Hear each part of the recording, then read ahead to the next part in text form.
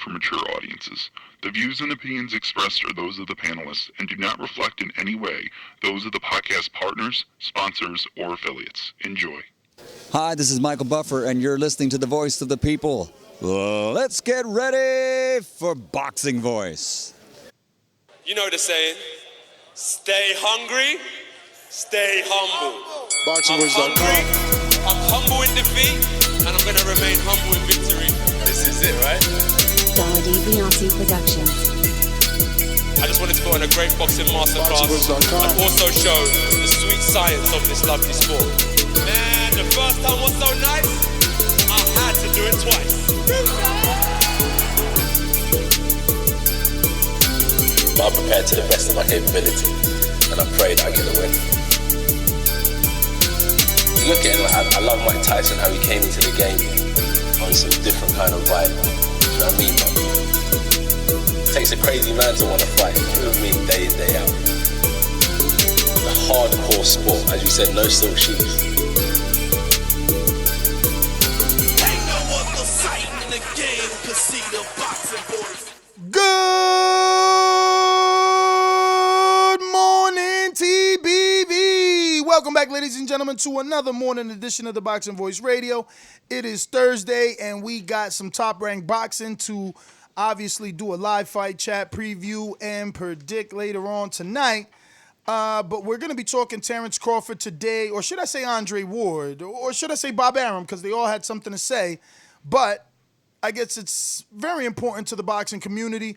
Bob said on IFL that, you know, Crawford will be coming back in November, but then he said on ESPN that it could be September, October.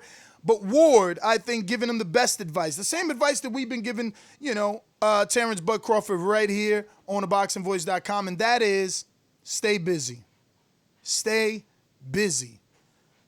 Being in a gym, I cannot agree. I'm not gonna say that I don't believe. I'm gonna just say I don't agree that it's the same as actually having a real fight. Andre Ward wants Terence Crawford to stay busy. Bob Arum says he's back in September or October, even November.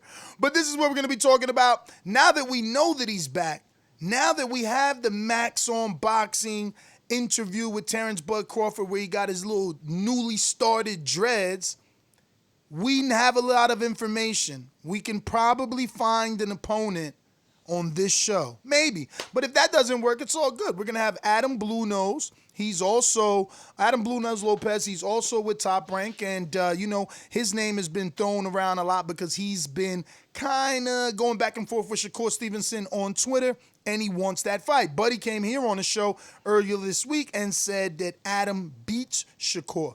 I tried to get Shakur on.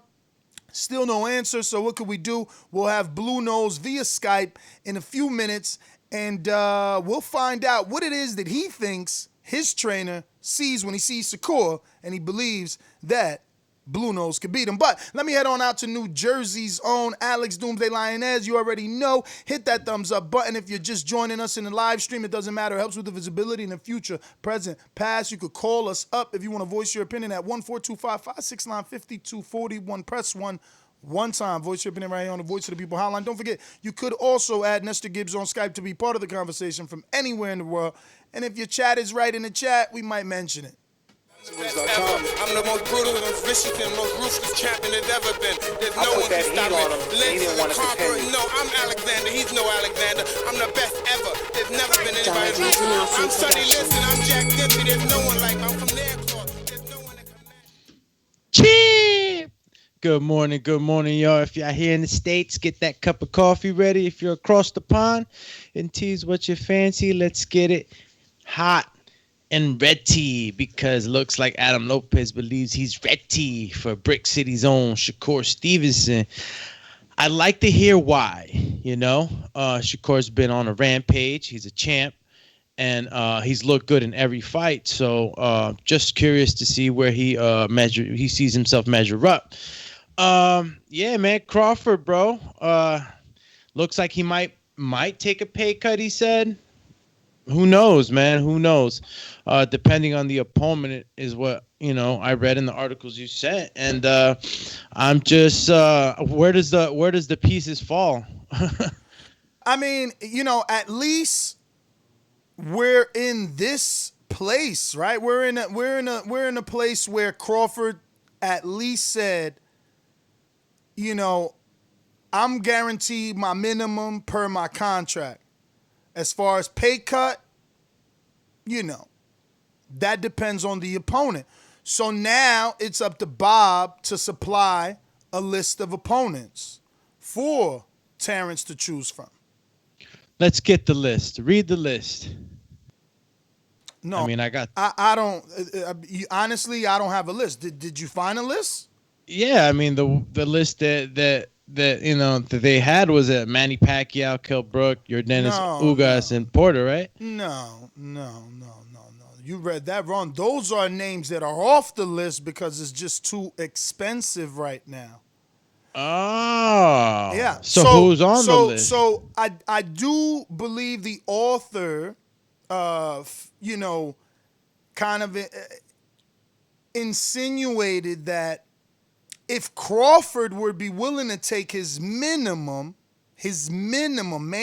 minimum that is contracted on his deal, that then maybe a Porter could be viable, but possibly not, right? There's no guarantee, and then you got to think of pay-per-view, and there's also no guarantee that that pay-per-view does well.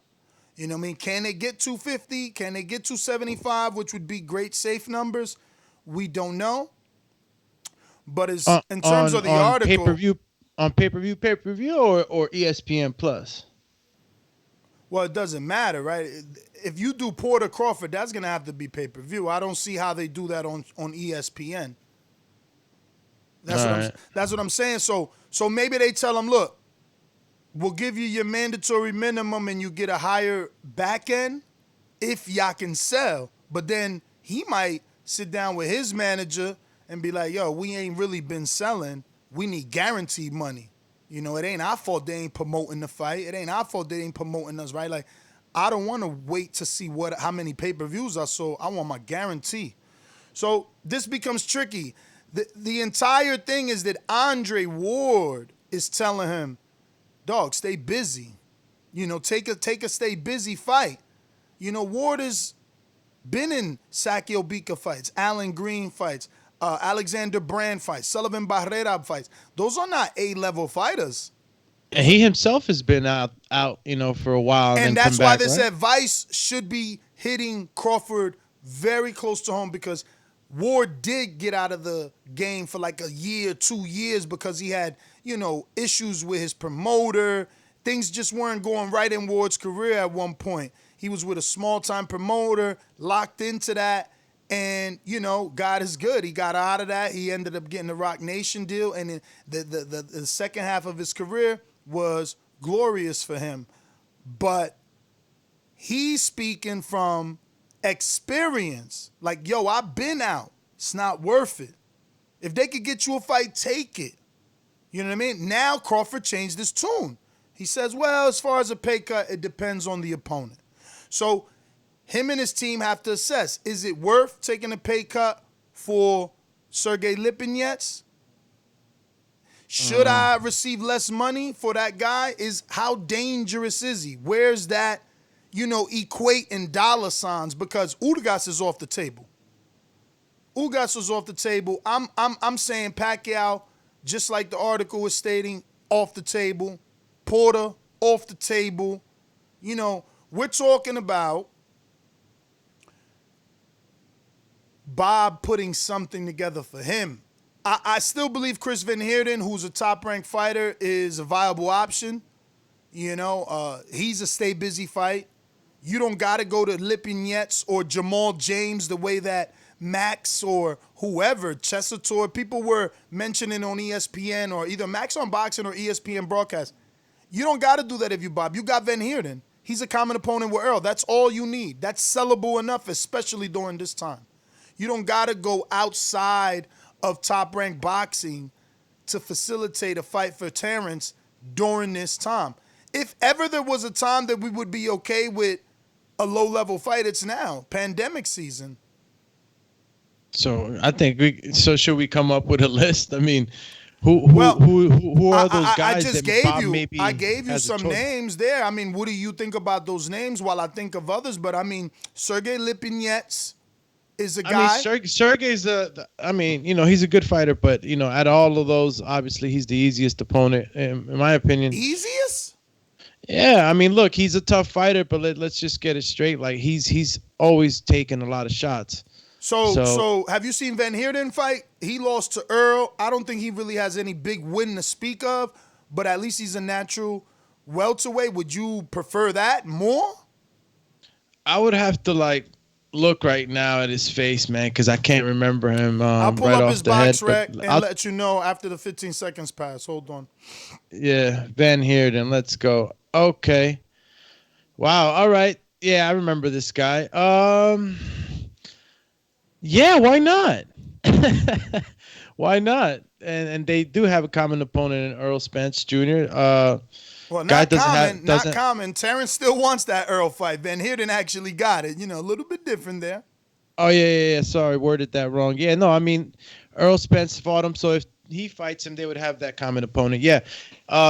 Chris Van Heerden is a tough. He's not one of those guys, that, I'm not going to call him a gatekeeper because we fixed that definition, but he's one of those guys that is always there to test. He's always there to test, and his record is not that bad. He's not a bad win. Obviously, he's not going to be the marquee name, but a stay busy fight. I don't see nothing wrong with that. Yeah, me neither. I like Van Heerden. As a name, it's in-house. It's easy to make. It shouldn't be hard for Bob to get Van Heerden to say yeah, because Van Heerden, remember, we reported he's been on his social media insinuating. He's kind of been on his Maurice Lee. Like if you follow Maurice Lee, if you've seen our interview, if you know anything about Maurice Lee, it's kind of like that, except it doesn't look fishy yet. Right? I mean, look, you got guys like what's my man's name, Navarrete. Yeah, Navarrete. taking. Who's that? Navarrete, isn't it? You talking about the 122 pounder? Yeah. Navarrete. Navarrete. Yeah, you got guys like Navarrete, taking fights, with guys that are, mediocre. I mean, why not? None of these guys have been ranked, right?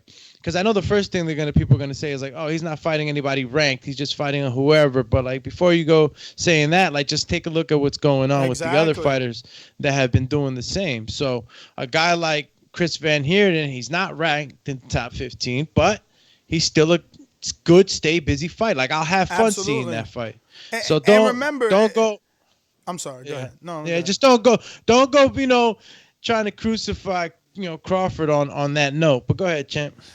I was just gonna say this. I said that if ever a time where it can be okay, it's now. I mean, Carlos Takam and Jerry Forrest was a main event, people. Helen Joseph, Michaela Mayer was a main event, people. Stop. We at some point we have to be realistic with ourselves and with just life in general, bro. Look, man. This is the season, this is the time, and this is the only time where it's gonna be okay, where you can get this level of fight off. I do want to double check, man. You said he's not top 15 in any of them? That sucks. I didn't see anything.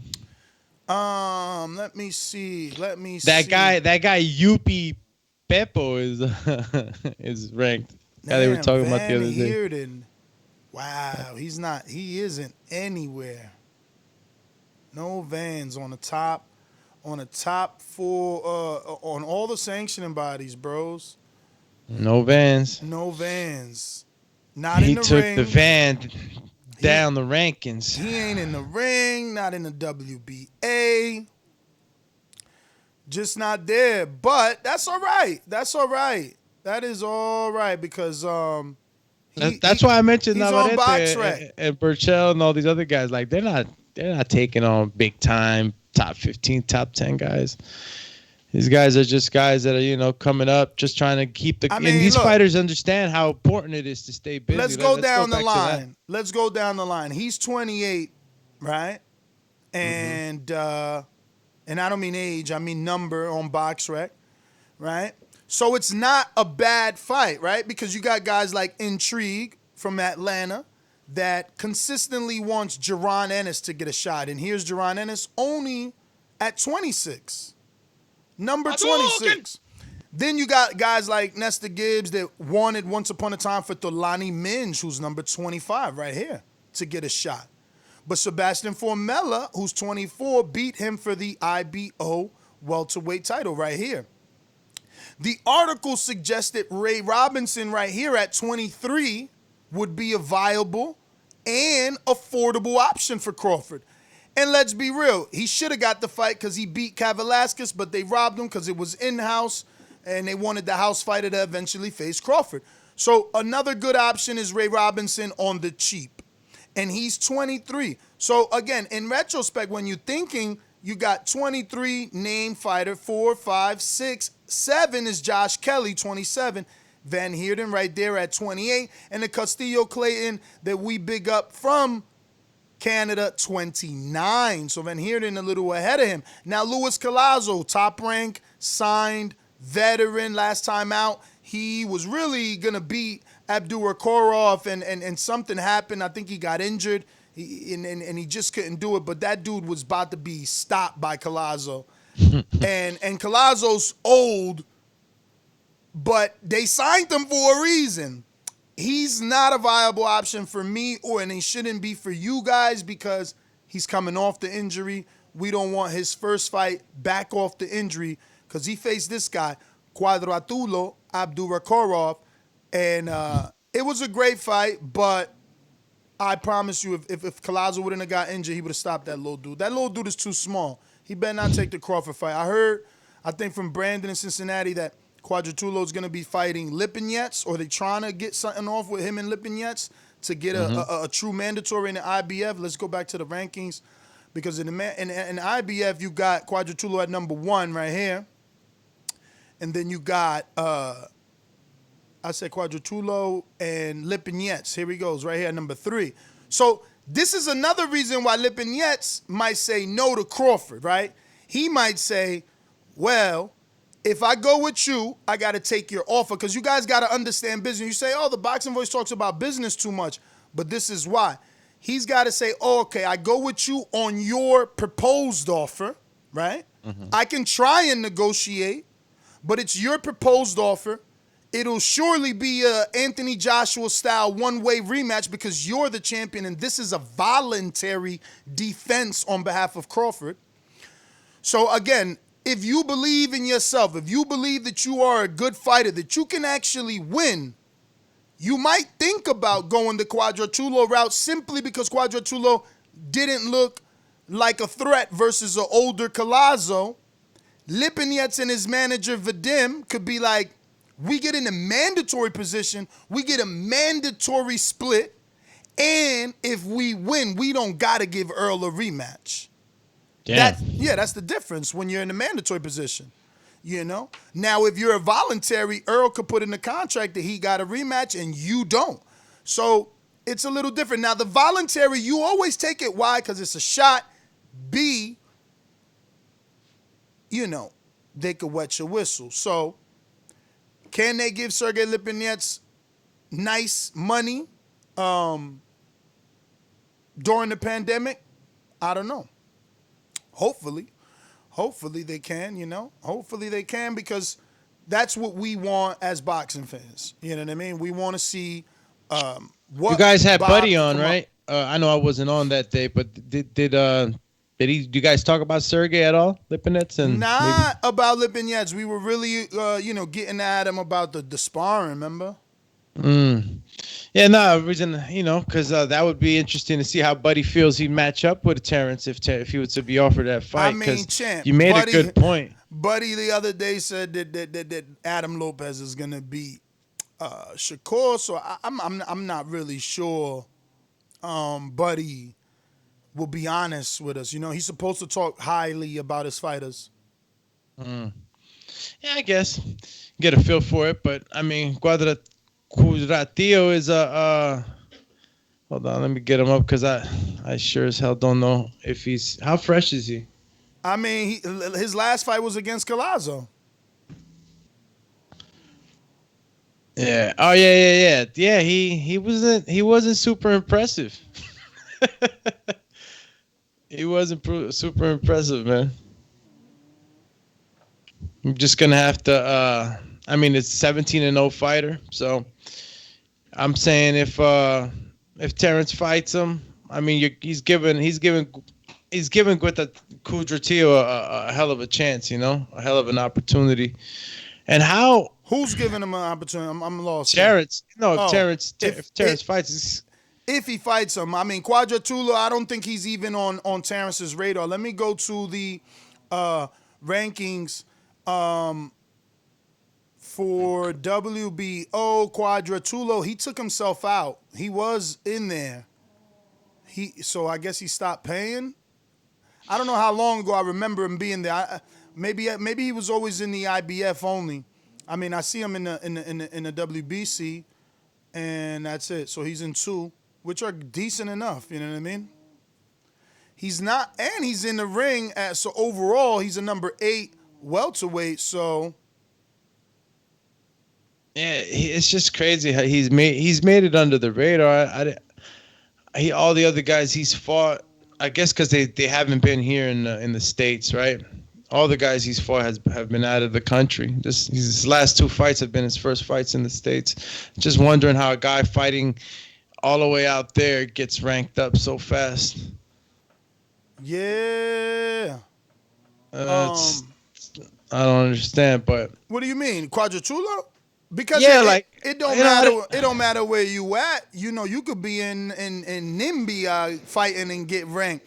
But ladies and gentlemen, looks like we got our first guest on, Adam Blue Nose Lopez. Blue Nose, what's going on, brother? Thank you for taking out the time early in the morning, West Coast, man. So you are a G without a doubt. How are you? I'm doing good, man. How you guys doing? We're good, Pretty man. good, champ. Happy to have you. Obviously, your name is ringing bells right now. We're both from Newark, so we ain't about to come at you, all right? We ain't coming at you, but we did have Buddy on the show, and, he sounds like Mikey, though, Adam. You got to understand that Buddy sounds like Adam, right? I mean, like Mikey right now saying, we see something. He could beat Shakur. We heard that before. It's kind of hard for boxing fans to believe that. But tell us, what is it that you see in Shakur? Because I think your Twitter says something like, you ain't never fight nobody like me, right?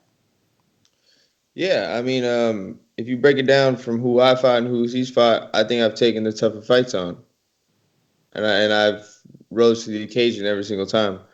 Shakur's a great fighter. I'm not making nothing personal with him. I think he's a great fighter. I think he's got a lot of talent. But I just feel like that I could do a little bit of everything, and I could do it at the right time, and I could. I just believe I could beat him. I honestly believe I could beat him. I believe my last few fights, I've had very quick camps. They haven't seen me. Everyone's been watching my last few fights, but they have not seen me have a full camp and be completely ready. COVID, quick camp. Oscar Valdez fight, I was going through a lot of bullshit with my old manager. That was like a 3-week camp. Everything was short notice, and I'm still, ringing bells with those quick camps. Let me ask you, why are they quick camps? Like we're discussing Terence Crawford and his possible options this morning since, he had an interview on Max Boxing, and they also were talking about him on the last Top Rank telecast in the bubble. And he stays busy. He's sparring Jamal Herring, Robert Brandt, Steven Nelson. I mean, Shakur goes to that gym. Why isn't Adam staying ready so he doesn't have to get ready? Because that's what Terence Crawford posts on his social media. I mean, during COVID, I stayed somewhat in decent shape. But my manager says don't go to no gyms. He's like, don't risk it. We don't need you catching nothing. So for like the first month and a half, I stayed away. And then my coach, one of my assistant coaches, said, okay, look, we sanitized the gym. You can come in if you want, and just start shaking out. So that's what I started doing. And then about a week and a half later, they gave me the phone call. They said, can you get ready in a month? And my weight was good, so I said, okay, yeah, I could probably make it happen. And that's just how it happened. I just got ready for that fight real quick. The Valdez fight, I was dealing with a lot of management issues, and my manager kind of just cut me real quick about a month before the fight, and I was kind of just looking for something because it was a little more than a month. He was funding everything, paying my rent, paying my car payment, giving me food every month, and then he just kind of cut it. So I was like kind of like left with nothing in my hands, and so I started making trips to Vegas, looking for managers.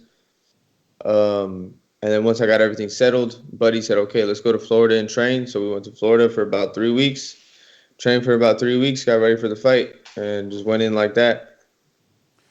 Nice. So, man, I didn't know. I thought Buddy held camp in L.A., or was that just Florida for that camp? It was Florida for that camp because my former manager was employing Buddy as well. Okay. And yeah, there was just some not so cool things that he had done, and we had to get out of California, so we went to Florida for that fight. Nice. So, what is on, I guess, the plate for you? What's next? It seems like this, Shakur fight can develop. Has Todd DeBuff, maybe Bruce Trampler, anybody ring you up yet and say, hey, you really want that fight? No, I haven't. They haven't told me nothing, but I think just from the previous fights, I know they believe I'll take it. But I think they will give me something in September. I don't know if it'll be Shakur. I would love for that fight not to be in the bubble. I'd love for it to be, in a regular arena with fans. But if it happens this year, it happens this year. But I think it'd be a solid fight for early next year or something. The only thing that's concerning me is I know he moved up to 130. I don't believe he'll fight me at 126. He's gonna want me to move up. But I still got some work to do at 126. I got to get me a belt. So we got to figure things out for sure. So, speaking of getting a belt, has there been any mention? Have you even thought of it? Has your manager brought it up to you, Buddy? Navarrete is moving from 22. Shakur vacated his belt. Any way you fall in an eliminator or a vacant title shot, you think that you've done enough where Top Rank can bless you with something like that, or you got a little bit more to do? I believe I need maybe a fight or two. I think they're gonna get Conlon the belt that Shakur vacated. I can see him getting it. I would love to match up for that fight for the vacant title. If not, be his first defense or whatever the case is. But I want Conlon next year for sure. I think that'd be a great fight. I don't mind going overseas for it. We can make that happen as well. I think it'd be a good experience. And yeah, Navarrete as well. He's coming up, so I mean he's gonna want to strap too. So that's gonna be a little duel right there. I think Conlon Navarrete, or mix me in the group with Navarrete or Conlon. We'll see who's standing at the end of the smoke. Do you think? I mean, obviously for me, I don't think business-wise it happens, but I want to know from a fighter's perspective. Do you think that Top Rank would do Navarrete, Mick Conlon for the vacant title? Being as though Navarrete was WBO champ, he could obviously request the WBO to fight for the new vacant title at the division above, and with Conlon being number one. But do you think their teams will take that, or would they want a vacant title shot a little easier? That's like a fight. That's a good fight right there. I think they got Conlon very well protected. I think they're gonna get him the belt on the business side. I think they'll get him the belt first. Let him get a couple defenses, and then I think they'll give Navarrete eventually a shot. But I gotta get in the way of that and try to get my strap as well. So how long have you been with Buddy? Since my fourth professional fight. Oh wow! So you've been able to soak in a lot then. Yeah, we've been working. I mean, I've only been pro for about 4 years, but we've been working. Every time I'm in the gym with him every day, even if I'm not getting ready for a fight. Just learning as much as I can from him, as a coach, as a fighter, everything I can. I'm asking him questions all day, every day. Man, 4-0. So we had Buddy on the show, and you had a back and forth with Shakur, and we had a fighter on as well with Buddy, and I kind of posed the question because Shakur wanted the world to believe that if two guys showed up in his gym to spar as hard as they did in your gym, he wouldn't be on the outside just looking in. He wants some of that elite level work. So I told Buddy that I kind of agree with that. Like, yo, why didn't you let Adam spar? Then he obviously let us know that you were still recovering from your last fight. But since we had Cassius Chaney, the heavyweight, on, you probably met him because he trained with Buddy once, or I think once they said, or he meant, he met Buddy. But the point is, Chaney said, yeah, if there's two guys that are, further along in their career and they're in my gym and I walk in with my back, I want some of that work. How did you feel on the outside? I asked Buddy if I could work. Hitchens was there. He set up work, and I guess they were supposed to. The sparring partner was there at 11, waiting for him. Hitchens came in at 2:00, so they were really late. But we were sitting around waiting, and Hitchens like, "Hey, Buddy, anybody here that could work?" There was a 35-pounder, and then there was me. I know Hitchens fights about 140, and I told Buddy, I was like, "Oh, we could do 3 and 3, Buddy, if you want. We could just make it work." And Buddy just told me to sit down. He's like, "No, you ain't boxing," because I had already sparred that morning as well. I did, I think, 5 rounds that morning, and I was sitting in the gym all day because I was like, I want to check out the work. Why not? I want to see what they got going. Gervonta had set it up with Red Catch already. He's like, yeah, me and Red Catch doing 6. They set that up before anybody knew they were coming in. Hitchens, sparring didn't show up. I told Buddy, I was like, look, I'll give him the 3 rounds. Me and the kid could give him 3 rounds, but he did 4 rounds with the other kid. And Buddy said, nah, you're not sparring. You already sparred. I don't know what you're trying to prove here. I was like, all right, Buddy, I'm going to just listen. I'm going to step back, and I'll just watch.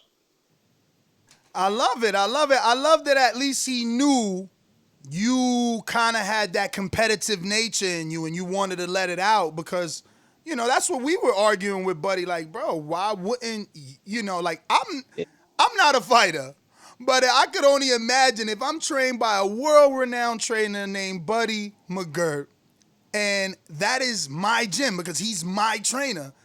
Yeah, I might want to get in there with Gervonta, especially he in there acting as bad as he was. What did you think of the sparring, and how would have you handled it? Not in the ring, but I mean everything that's going on outside of that, right? First, obviously, there's people like me that are saying that should have been stopped. It should not have been allowed. I got at Buddy. I'm like, come on, Buddy, you could have saved that guy. Jack Mosley there. I didn't understand what was going on because I thought sparring was supposed to be learning, working on things. Yeah, that's what I agree as well. But I mean, neither one of those guys was from our gym. Red Catch don't train at our gym. They just set it up to use our ring that day. It's not like he came in and started asking people for work. But I think it should have been stopped. Gervonta's a beast, man. That dude can hit hard. He can hit very hard. He's very fast. I think it should have been stopped. But, they wanted to prove a point. That's what they were trying to do in there. Cameras were on. They wanted to prove a point. And how do you feel about that, right? Because, again, I'm not a fighter, but I'm not about to let you record me and then tell me I can't record when I'm the one taking the punches. So whatever it is that you want to look at and work on, so do I. Like, what would have you done if they told you no cameras, but then you see someone recording?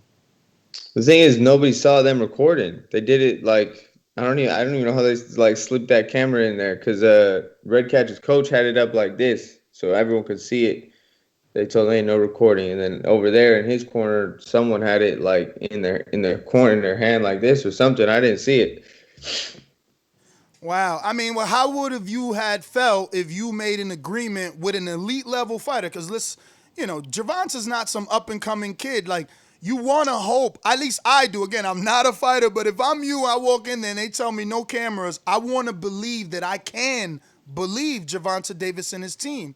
And now it seems like, hey, you better not just rely on that team because this can happen. It's a respect thing, you know. I feel like a lot of these fighters, they get into that top level and they just losing respect for other fighters. And I feel like you should always have some type of respect for the fighter that's getting in there with you. If you tell him no recording, you shouldn't record neither. But you know, some people just move differently. But I believe it's a respect thing, and he kind of showed that he had no respect for Red Catch. At all. That was the main word I used when we were assessing it. I said, there's no respect there. First of all, if you respect the person, you're not going ham on him. And he was putting everything into those punches, bro. And there was a lot of behind the back shots and everything like that. But listen, He's digging him. yeah, he was good. He's digging him. Yo, but you described Tank as a beast. 135-pounder. We all got to witness him really bullying what is now kind of a natural welterweight. I mean, Red Catch has had a few welterweight fights now. Do you believe the rumors that Tank is undisciplined from what you've seen? I only saw him come in once. I guess I can dissect the situation. He came in an hour late. He came in without most of his gear. They said he was up late that night, and that's why he comes in super late or something. I don't know all the details, but I haven't seen him train regularly, so I can't really call it. I just saw him come in, get ready, and spar, and he did it like nothing. Like he seemed like he was so very calm and relaxed of just coming in and sparring without even like having no gear. So you could just see it comes very natural to him. He's got a lot of raw talent. So was Red Catch stretching the truth not to look back? Because he made it seem like, bro, you only posted 30 seconds. You was gassed. I was going to get you in the last 2 rounds, and you dipped off because of that, because you knew I was going to get you. I wouldn't say so. I wouldn't say so. Gervonta, I could tell he wasn't in the best of shape. First round, he took kind of just, getting loose. Second round, he turned it up, almost had him out. But he let about 150 punches go, and he was tired after that. And then third round, he rested. Fourth round, he picked it up, had him out on his feet, and then that was it. What was it like for you watching it? Like, I don't know, were you seeing mistakes, or were you just anxious to get in? And have you sparred with someone on that level? I mean, Gervonta's a multiple-time champion, right? 2-time champion at least, and I think 2 division. Have you been in the ring with someone on that level? Not obviously you have with Oscar Valdez in a real fight, but I mean sparring-wise. Yeah, I was in camp with Lomachenko for beautiful when he fought Regan Diao. Okay. So damn, so it was your fault. It was your fault I picked Rigo. Yo, I went to camp for Rigo. I wanted him to do it so bad, especially because Salido did it. But yeah, I was in camp for that fight, and he didn't get it done, man. Yeah, it was too little. It was too little. But it was your fault. You got Vasil too ready, man. But yeah, I've been in camp with him. But I think Gervonta is just a different beast. He's a savage. He trying to kill you in there straight up. He's just a different beast. That's the best way I could put it. It's funny you say that, because obviously the guy that you want to get a fight with has been saying for years now that eventually his super fight will be with Tank. And I'm talking about Shakur Stevenson believes that he will be the one to fight Tank in a super fight and beat him. I don't think that'd be a good fight for Shakur. I think it's a dangerous fight. I think I think it'd be too much for him. Maybe like way down the line. But right now, I think he needs to still grow into his weight class at 130. And Tank's moving up. He's a grown man. He's been established. I think maybe years down the line, possibly. If I don't know, I just don't see it going Shakur's way. But think about it, right? Shakur just moved to 130. Tank allegedly wants to come back to 130 to face Leo. I mean, it seems like if you're in the same division, how much more you got to wait? Yeah, I agree. I definitely agree. But Shakur just moved to 130. He's still growing into it. He's still, he's still got to build up into 130 and see how he does at 130. I mean, his last fight at 130, he fought a dude that was coming up from, I don't know what weight class, but he was small. He was a small guy. So we haven't seen him against a full 130-pounder. We got to see how that goes. All right.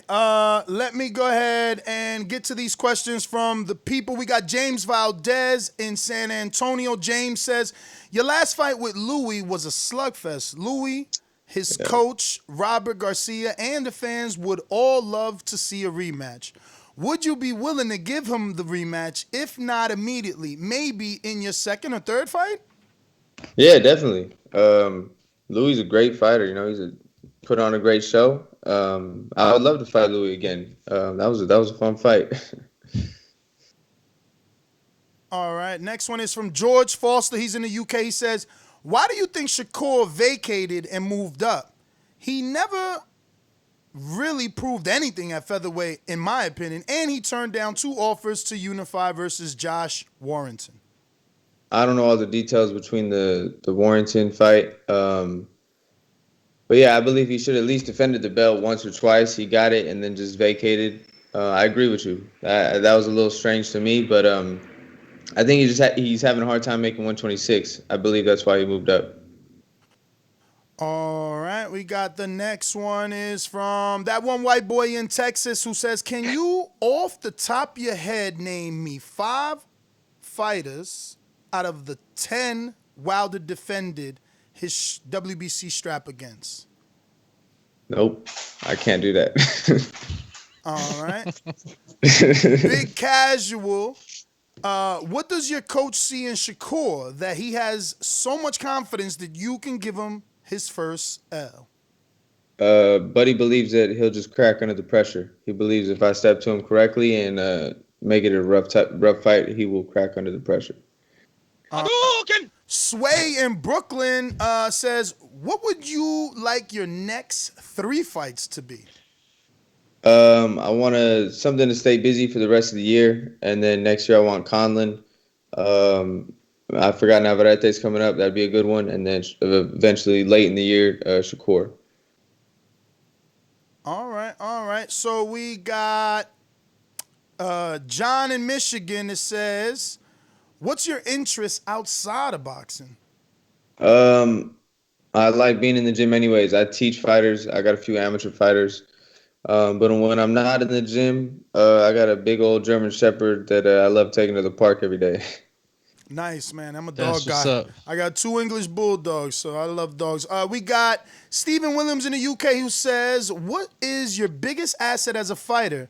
Is it stamina, punch resistance, punching power, footwork, ring IQ, combination punching? Thanks for coming on the Boxing Voice. I would think ring IQ and my jab. All right. Victor Banuelos says, what is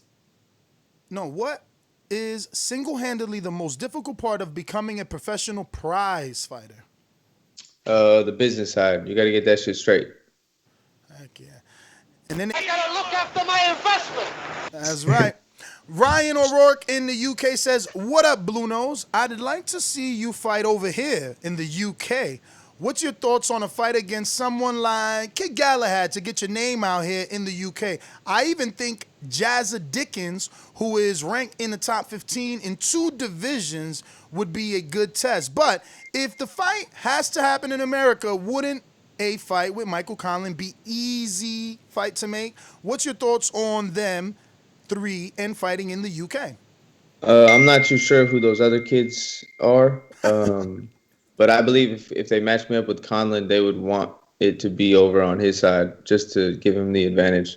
So I think it might be easier to do it here, but I feel like they would make it happen over there. Who the fuck is that guy? I hear you, man.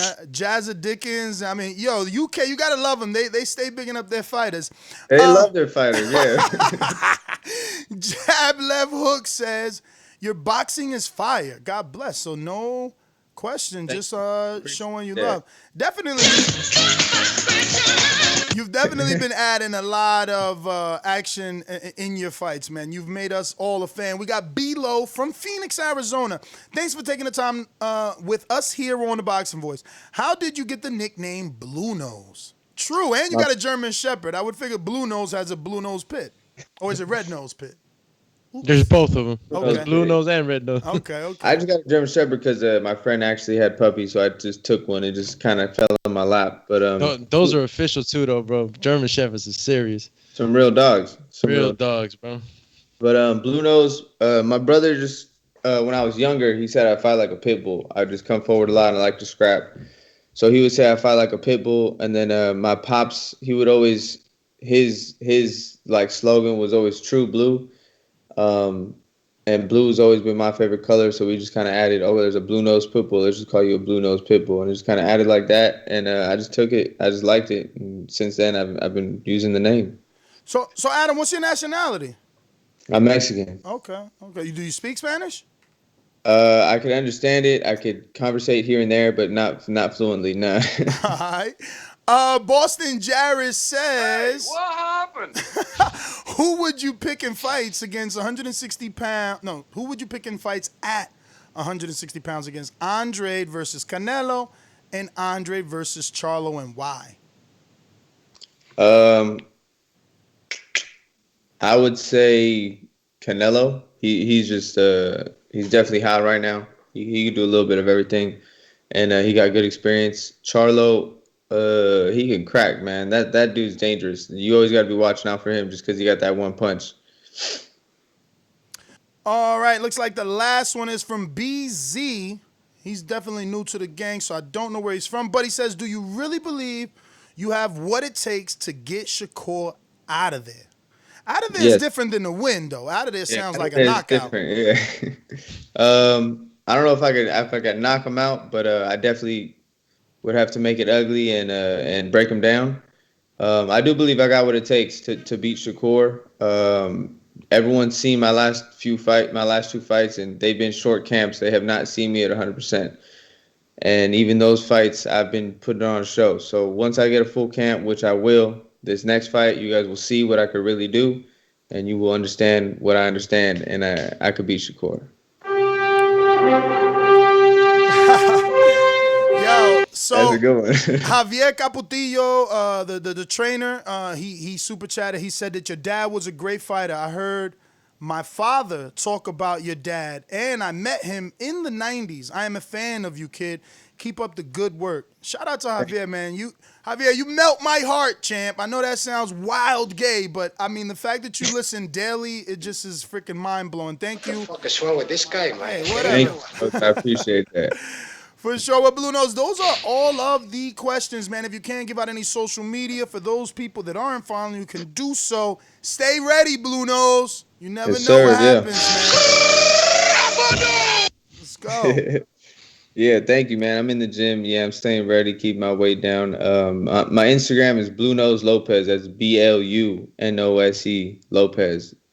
You guys can catch me on there. That's where I put most of my updates on my fights, my training, whatever. You can keep up with me, message me, hit me up, talk to me. Let's see what's up.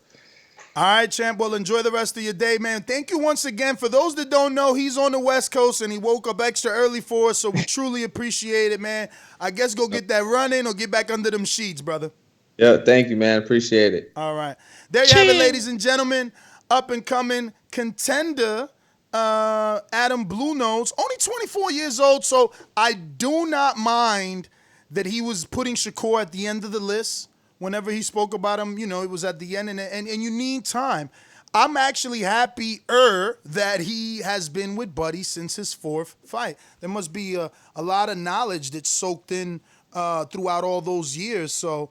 yeah, that's a great thing. So let me give you guys some updates.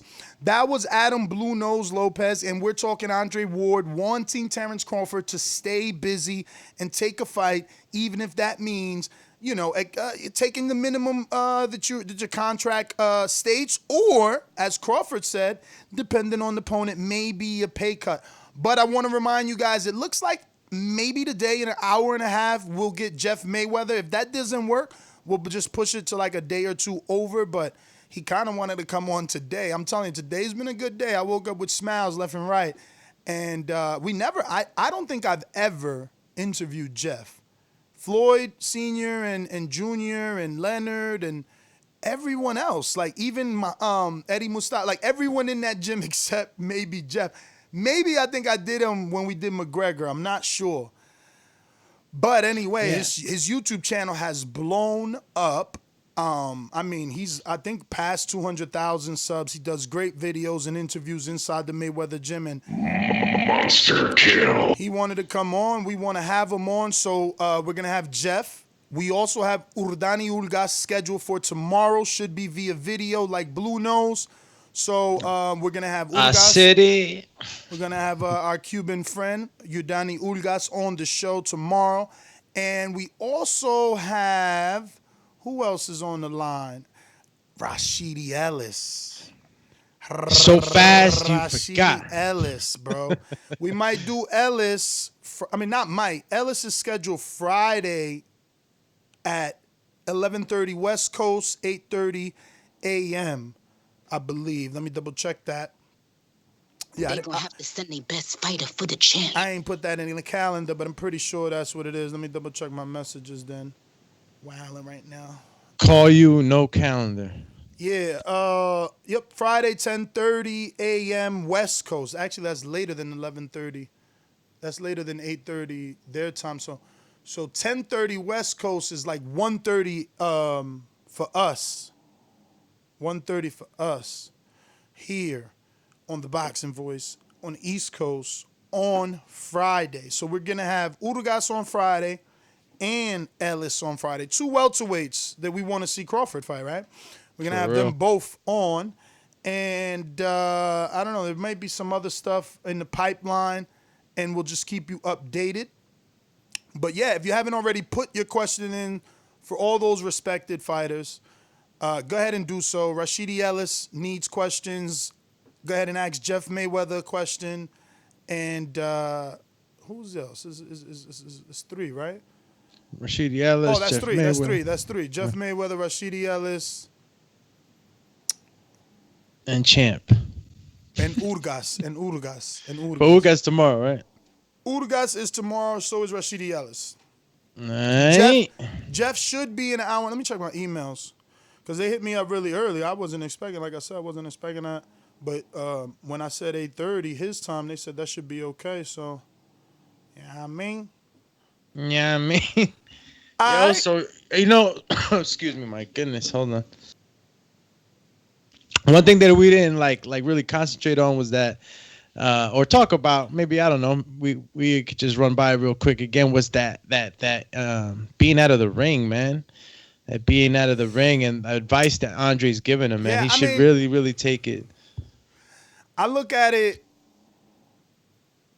Man, I don't know how to feel about being out the ring. Like, I feel like Crawford's sharp as a buzzsaw right now because he stays in the gym. He's training with so many different elite fighters. You're right. But, good point, man. Good point. But is his counterpunching and timing going to be the same, being out the ring this long? Because, yes, he's staying sharp in sparring, but he's getting used to 20s or 24-ounce gloves. You know what I mean? I highly doubt Crawford is training in 8s and 12s or 8s and 10s. Professionals don't use fight day gloves until the last week of camp. Mm-hmm. So if you don't got a date, why you dropping size gloves? So he's consistently working with heavier gloves, which is going to make him faster, but at some point you got to take them off to get the timing and things back in order. Yeah, no, but look, still a good point because, look, you can look. He's in the camps with some really elite fighters. I mean, you've seen the people that he sparred; they're all the team. So, when you said that, I'm like, okay, well, as a coach, I'm gonna just make the adjustments. All right, my guy doesn't want to fight for nothing, less than what he deserves. So I'm gonna stick by him and his decision. So I'm gonna adjust. Now, if I got guys like Shakur Stevenson and Jamel Herring and all these other guys that are with me, and I'm sparring, these are elite guys. So, if I'm getting some good work constantly, yeah, I can make that adjustment for the gloves. I could have you punching the bag and mitts with the smaller gloves, have you sparring with 16, maybe 14-ounce gloves. And again, it's just the adjustments that I could make. It could work. He could stay sharp. He could stay real sharp. Only thing I can't probably say is that under the lights, it's hard to simulate that, But nowadays, no crowd, so it's like literally you're fighting at the gym if you really want to put it in that scope. Real quick, completely off topic, just giving our community a little update. ESPN Plus will have boxing on Saturday at 3 p.m. Eastern. Now, that's real early, but I want to hope that I'm going to do a live fight chat on that with the guys. It's a full heavyweight boxing card from Germany. Sparring partner for AJ, Ajit Kababel. He is most known for beating or losing to someone. I think he beat Derek Chisora not too long ago. Like, that win over Chisora probably was what made Chisora turn his career around for like a third time. You know what I'm saying? But he beat Derek Chisora in 2017. He just got a win over Andy Rudinenko. And now he'll be facing Evgenius Larazardis. Let me see what Jeffrey says. Let's see what Jeffrey says. I probably got that all wrong, but let's try one more time. Evgenius Larazardis. Let's see what Jeffrey says. What's wrong with this guy, man? Nah. I think I'm actually right. Let's see. Evgenios Lazaridis. Whoa. He said F. How? Or did he say Ev? Evgenios Lazaridis. Yeah, I think that's right. Evgenios Lazaridis. Or wait, Lazaridis. Lazaridis. What country is this guy from? Germany. Frankfurt. Right. He's from Frankfurt. Frankfurt, wunderbar. You got the accent for sure. Sprechen Sie Deutsch. Yo, I had put jump in for the interview and never press enter. I'm like, yo, why is Doomy not asking questions? Now I know why. Bro, what you mean? The text was there, like jump in, but I never pressed enter. Yo, no wonder. Hey, guess what? I had something written too. You that I was lying? sending How through. you not gonna send ask a question because I ain't tell you to jump in? You tripping right now? No. I was gonna tell you, bro. I'm gonna play producer right now because I wasn't, super prepared. Yo, check the name. You got better pronunciation. What's that say? Evgenius Lazaridis. Oh, okay. Lazaridis. We're gonna go with Evgenios Lazaridis. Yeah, okay. So the producer's telling me that Bradley said Ray Robinson would be next or should be next. He didn't give me the exact, quote, but we mentioned Ray. I guess Ray, during this time, it's doable. Yeah. Look, if you got two names that you know, like we had Jerry and Adamus. I mean, what was it? Takam. I was happy. I'm happy.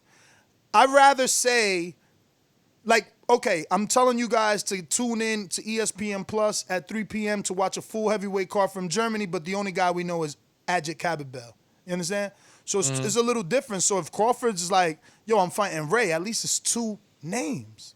Like, Ajit Kababel is fighting who exactly? We needed pronunciations and translators, you know what I mean? It's like, at least you got two names on the card, you know what I mean? Like, yo, Helen Joseph, we were excited because our listener said, yo, no, she's a dog. Someone was in the gym with her. He said he sparred her and everything. So that's why we were excited. But who the hell is Helen Joseph?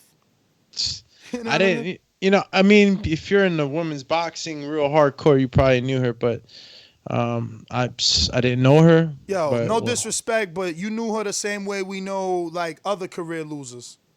It's just all I'm saying. You know what I mean? Until you got that marquee win, you just a dude that's been losing good. You're Diego Chavez. You ain't get no win. You didn't beat Bradley. You didn't beat Rios. You didn't beat Thurman. You just lost good. It's like, people got to get over that. Nah, I don't do too much. And who's this guy that you was mentioning is that he's fighting Ajit Kababel, right? Mm-hmm. And so I guess Ajit is the favorite. AJ is the of course. Ajit. Yeah, of course. He signed a top rank. Now, wait a minute. You're excited about this card? I'm not, but it's a heavyweight card. We got boxing on a Saturday. I know Ajit Kababel. I know that he spars with AJ. I know that he beat Chisora. I watched him beat Chisora. I think it was in Monaco, if I'm not mistaken, right? Oh, he beat Chisora, huh? That's what yo, someone get do me new headphones for his birthday. My man's out of Yeah, control. you know, I always repeat what you say, right? Like, it's never about my sound. You're lying. You just never caught that. Oh, snap. Yo, the kid, what's in it? Oh, he lost to Eric and Temper. I was about to give him credit, but now I look, he lost to Eric and Temper. So this dude's here to lose, man. He's here to lose, man. You losing, I mean, Temper was considered decent until he started popping crazy. So we don't even know where he's at. You know, he's like another big baby. See how I did that and it ain't even Saturday. What you saying? Yo, let's go out to the lines. I guess final thoughts, man. I'm taking anything like Ray Robinson. I mean, I guess I should put my top, right? My top, Sebastian Formella unification with IBO. Second, Van Heerden, he's more known. Third, Lipinets. No. Sebastian Formella, Sergey Lipinets, Van Heerden, Ray Robinson. Those 4 options sound doable for top rank in the brass over there to get it done. Let's go! Yeah. Let's go! Let's go!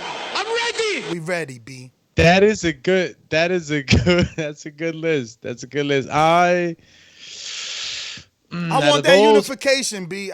We gotta get Bruce. Let me see if Bruce is up. Fuck all this, man. we gotta get that unification for Crawford, man. I gotta be like, I'm like, yo, he named Formella first, and that's the only name I was gonna name right there. I'm like, why is it that Formella is not being like offered anything right now? Like, yo, Formella, champ, like, get this, and it's like, is he gonna demand too much money because he is a champion? Like, why is it that they're not mentioning Formella? Like, I'm pretty sure Formella. Well, is it because of the ban, travel ban? I mean, they're able to get guys over here now, right? That's what was spoken about. At least that's what was said in the past few weeks. So, a guy like Formella, man, champion.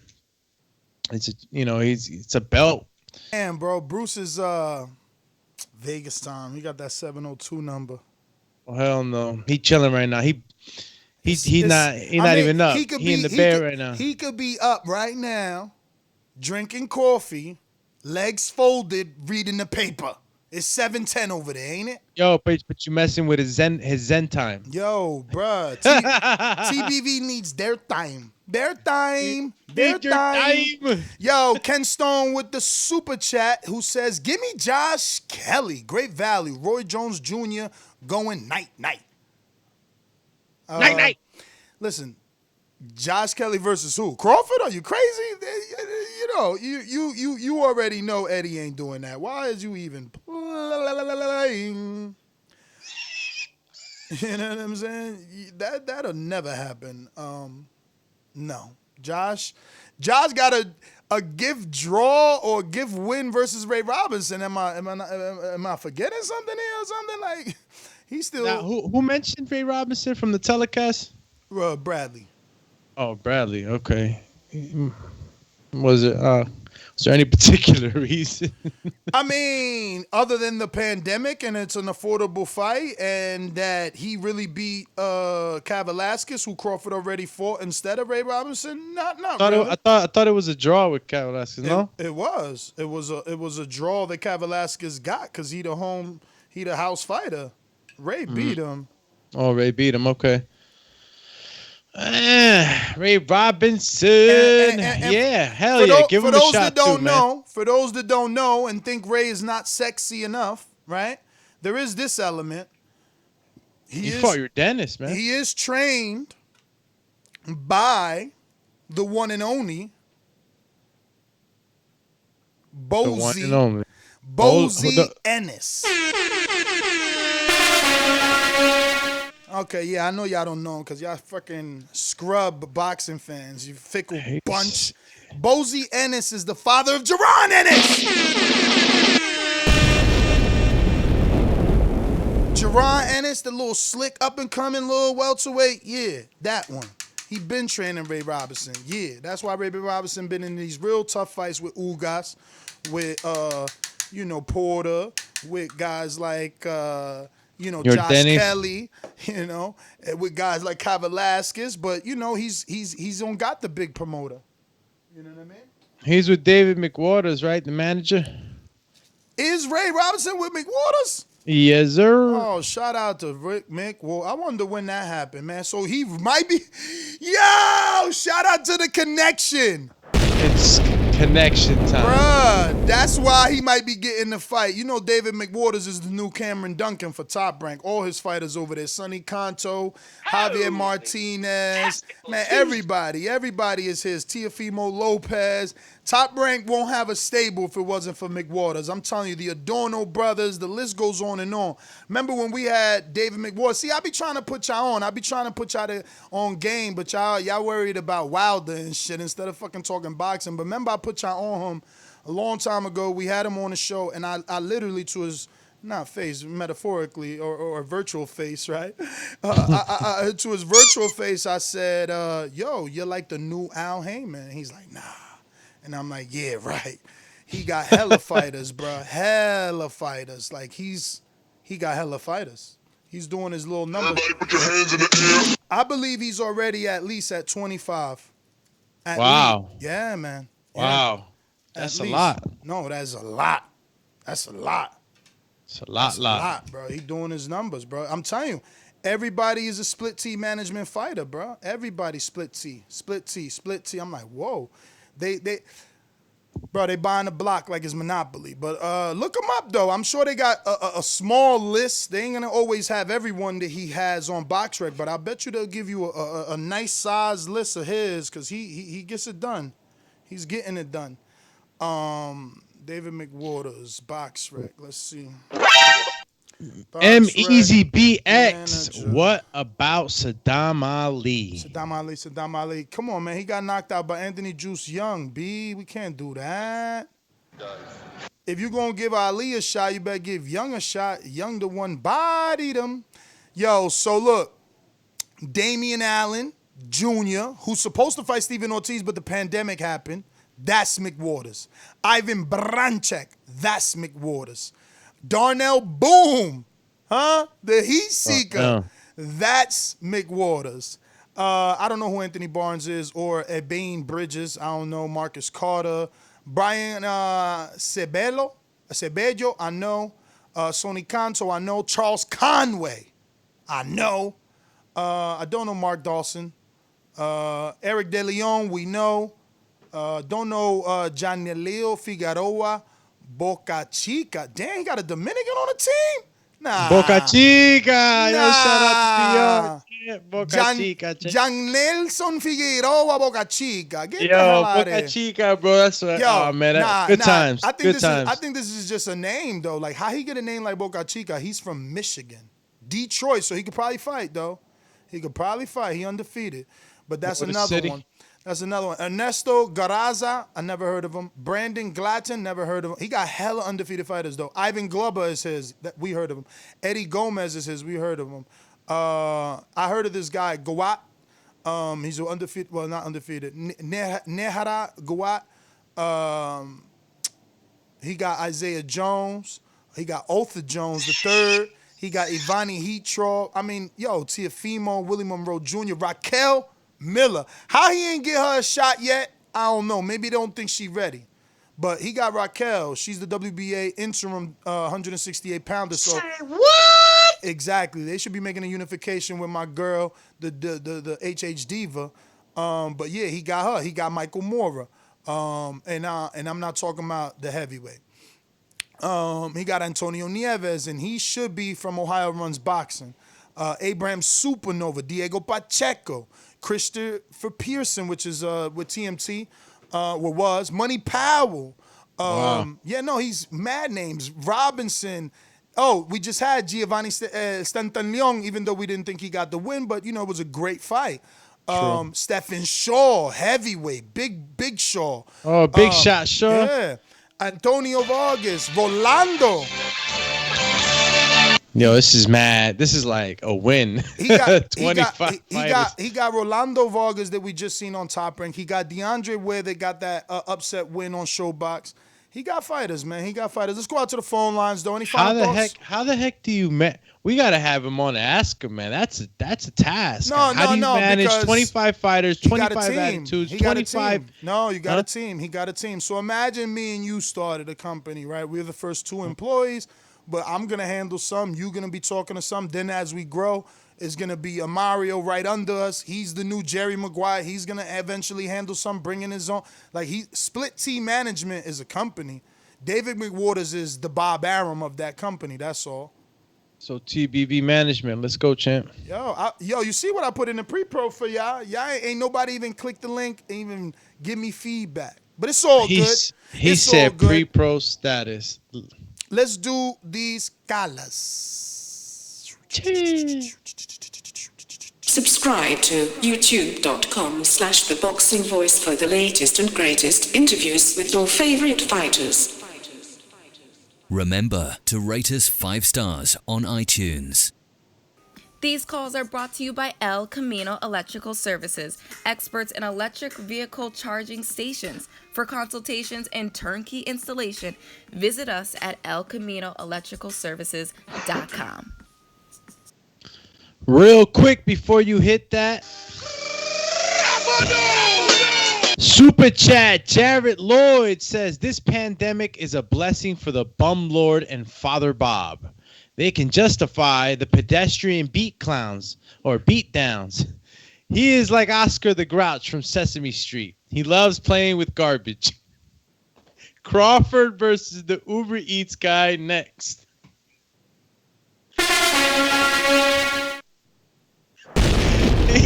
Yo, why the bud tenders try to act like he's not original? Man, yo, he come with that fire. Yo, he messed me up, man. I love the whole pedestrian beater. That one is beautiful. Like Oscar the Grouch of Sesame Street. He loves playing with garbage. I'm telling you, Jared Lloyd needs to come rap on Saturdays, bro. Let's go out to the callers, man. Did we do all sponsors? We did? I'm even lost now. Because you said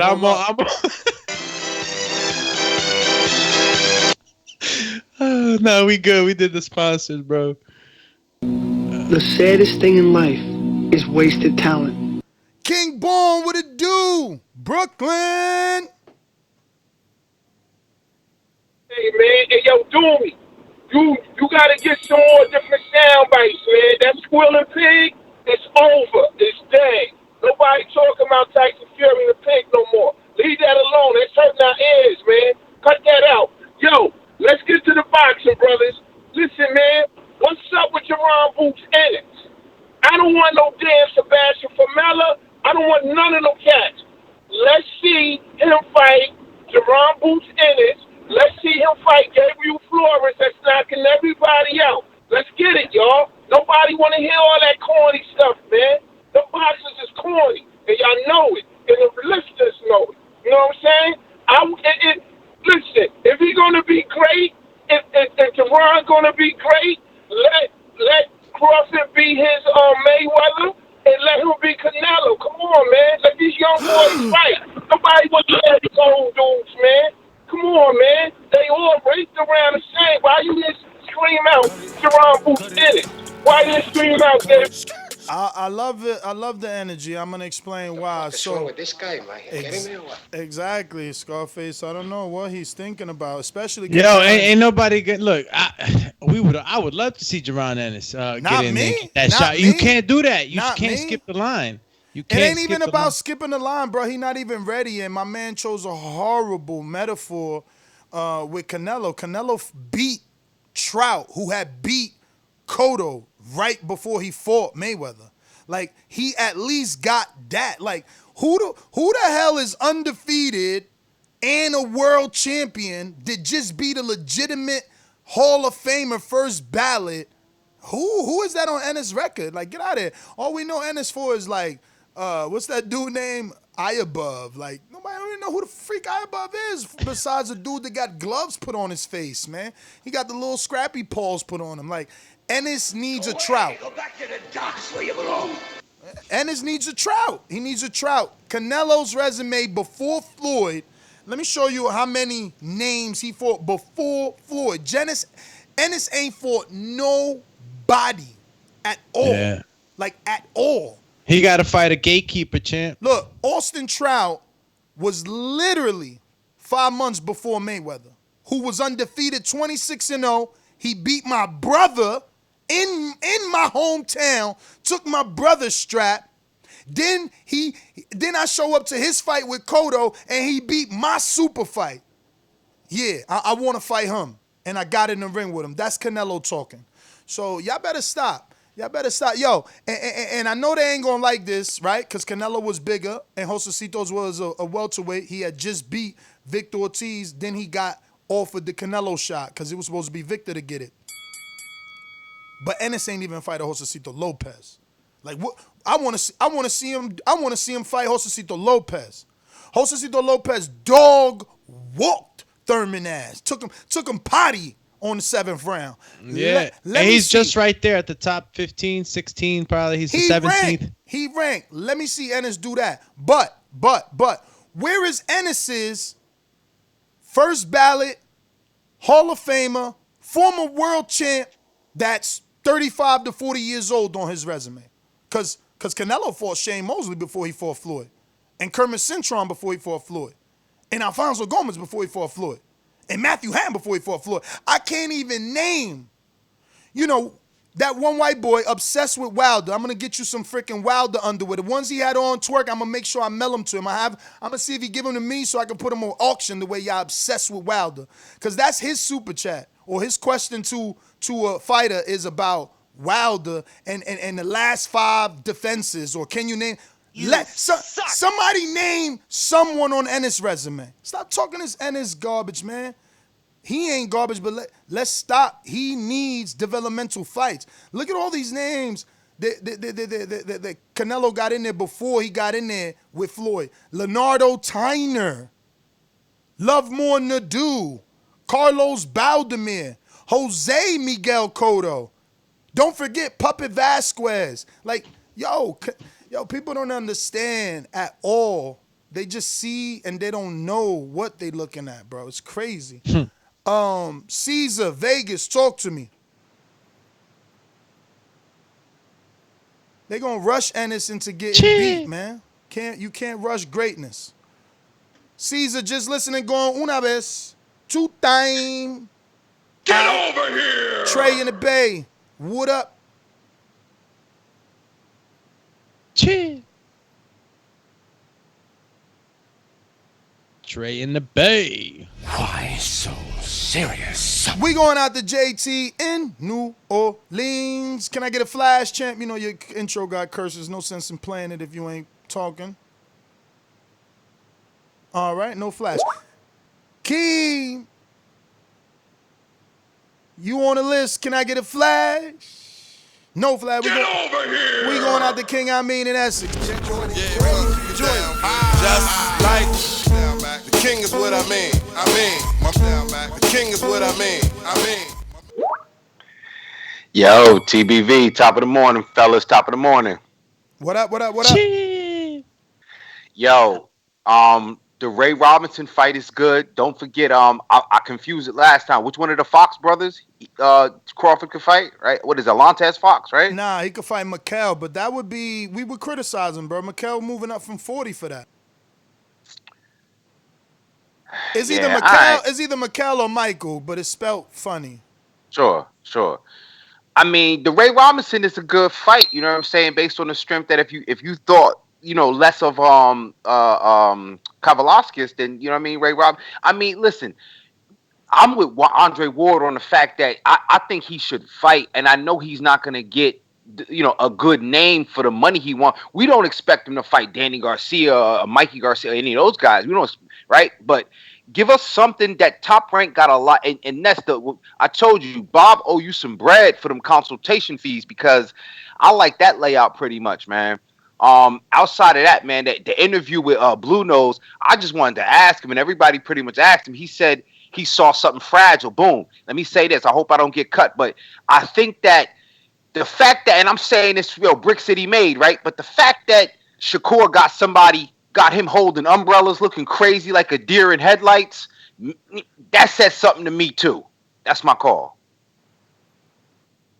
Man, I was young, man. I was young, you know what I mean? And there was people influential in my life at that time, hashtag mob ties, right? So the same way I could picture me, and I'm going to throw Doomy in there, he's going to be like, say what? But I could picture, TBV reunion in DR and, subconsciously more than 4 dudes in a hot tub not being gay because you're in a resort, and that's what the hot tubs are. It's like dudes outside with the girl like that. You know what I mean? So I can see all these scenarios. I can't just say, oh, he was holding James Prince umbrella, so he a punk. Nah, because, I was a little dude, coming up that wanted to be, let's say, recognized by the top dog on the block, and I would put in that work, and that's what he's doing. By sitting there, he letting you know he ready to put in work. Do we need to be being as rich as he is and a prize fighter? Absolutely not. Should he be mixed into that? Oh, I'm saving him now. I'm saving him. I'm saving him now. Yo, you had the S on your chest right now. I mean, it's the truth, though. It was a B, though. Brick City. All right, hold on. Doomy went to DR. You heard him get all excited when we said Boca Chica. So you telling me you wasn't in the jacuzzi with more than one dude at one time in your life? Nope. Lies. If it was, wait a minute. Like just guys? Dog, it could be girls in the jacuzzi, okay, but what I'm saying girls is different. Like I've been with like girls and guys, like we all chilling. How many guys was in it though? Maybe like 4. If it was a big tub, like 4, maybe like 5. So now it was 4 girls. guys. It was 4 guys, and y'all all came from New Jersey. Can you see a scenario, a galaxy where one of your friends was like, hey, yo, let's take a pic, and now all of y'all in the same hot tub get a little closer so that you could get in the frame? What's wrong with this guy? Yo, why y'all trying to make AJ out to be other than normal? Yo, y'all bugging. There's nothing wrong with what AJ did, and I'm gonna defend him till I die. Yo, we going out to Jonathan. What up? Y'all never been to a resort then? Y'all never been to a resort? I bet you my UK dudes been to resorts. I see Europeans in the resort all the time. Top of the morning. What up, man? What I'm up? not even gonna entertain. I'm not gonna entertain that big homie. Me and dudes taking a picture in the hot tub, just no bueno. But your boy Ray Robinson, he's trashed by Suda, bro. I mean, that's why Mark Kriegel even shot that down. I'd rather see Omar Figueroa before I see Ray Robinson. Like that's just, I'm sorry, it's no good. But here's my top 5. Let's spice this up, right? So I like Porter, number 1, who's out of his Fox deal. He's a man with no home, so I feel like that really is now the time to get that deal. I'm not going to say your IBO thing is too bad because I used to holler that too. I like Austin Trout, but I also like Justin DeLoach as a opponent for Crawford, and then Keith finally. I think those are decent names that are very possible. I really What like was that? What Justin was that last DeLoach. one? I said Justin DeLoach, who moved down from 154. No, but the last one. Keith. Oh, yeah, Keith but Jonathan, let me see how much time you got left. But you don't think you being unreasonable? He said he'd take the fight. Yeah, but you're not factoring in pandemic. That's what, like, the whole point is he don't want to take a pay cut, right? Because of the pandemic. Bob can't pay him because there's no gate. And now we're here where we're at today because he finally said, well, depending on the opponent, I might take a pay cut. So you can't afford Porter. You can't afford Thurman. We just got to keep that in mind. Like, I would love Keith Thurman. We just got. That's the one. I'm just saying we gotta be. It's gotta be what they could afford during the pandemic, and that's what I'm saying. Has there ever been a better time for him to fight the likes of Sebastian Formella, et cetera, et cetera. That's my point. Like, now is the time. Now you could be the only dude he could say snap. that he gave us a title fight. Exact. I was about to, you stole it out. I was about to be like, yo, Bro. he could be the only dude to give us unification during this time. Yo, they got the machine that is ESPN. They could prop that IBO belt into something more than it's ever been, bro. Like, the time is now to work towards that. But we going out to, I believe this is James, right? I ain't double check James because, you know, I want to believe I have great memory. And I guess I'm wrong because you ain't saying nothing. Oh, that is you? That is you? Yeah. I'm getting good. Antonio. I'm getting good. How you doing, brother? I'm doing good. On topic, Ness, Terence Crawford, I don't understand how Bob can get these fights with Teofimo for Loma. He can get this fight with PBC fighter with Wilder and Fury. But for Terence, it's like he can't get no fights. Because I like Terence. I like Bud. He can fight. I like everything about him. But these fights, man. These fights, we need a fight for Terence. Totally with you, brother. Totally with you, bro. Hey, off topic. It's his. Off topic. Do you blame anything on him at all in his decision making and willingness to fight? Yeah, man. It's all him. Because how are you gonna let your promoter be making all these big fights and then you just standing there?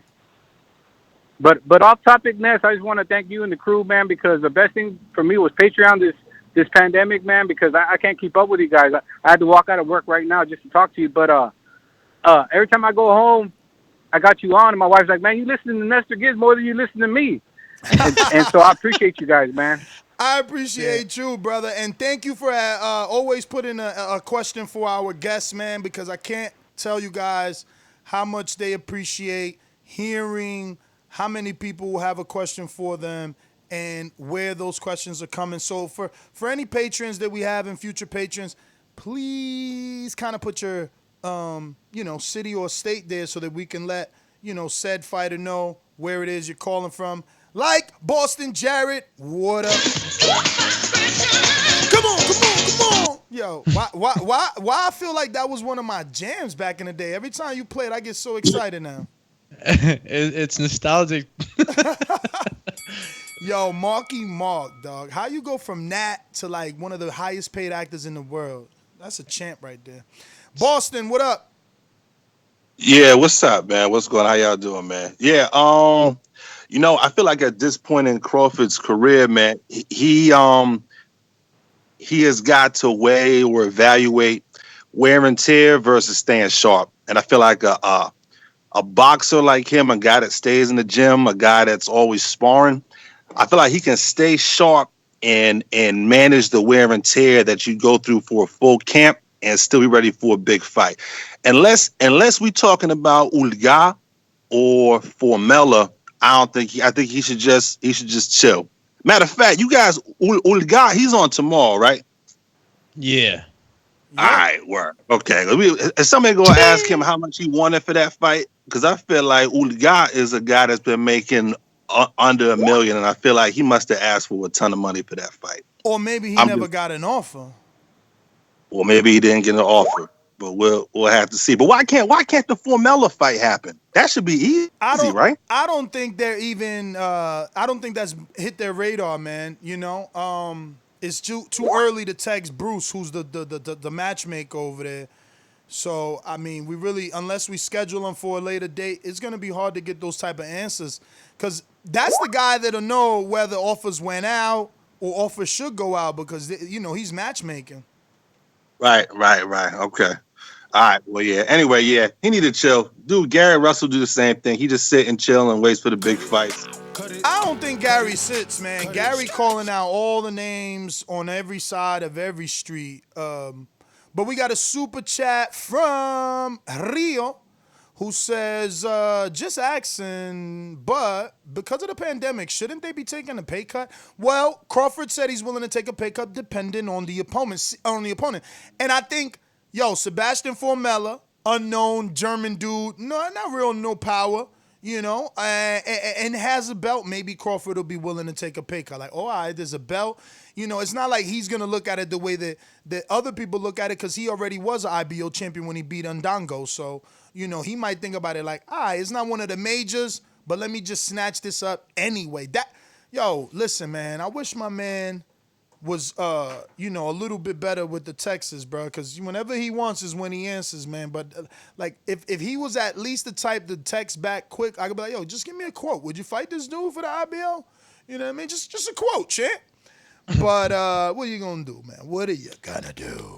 Any more super chatties on the let me double check. But I thought I just got to Rio. Let me see if there's anything else out there. After my investment. We trying now. We got BZ who says, hit that like button, champs. Let's big up the TBV. Thank you, brother. Hadouken!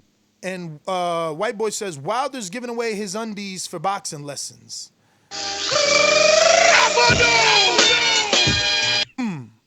And we're going out to Majid in Florida. What up? What up, what up? Good morning. Everybody need to like the video, subscribe to the channel, hit that little bell next to it, and join Patreon, even if it's for $3. Hey man, I'm on that side of Crawford, man. I like to just see him stay busy and make some replays during these low level fights on the pandemic, you know, and just give us something to watch. We bored right now.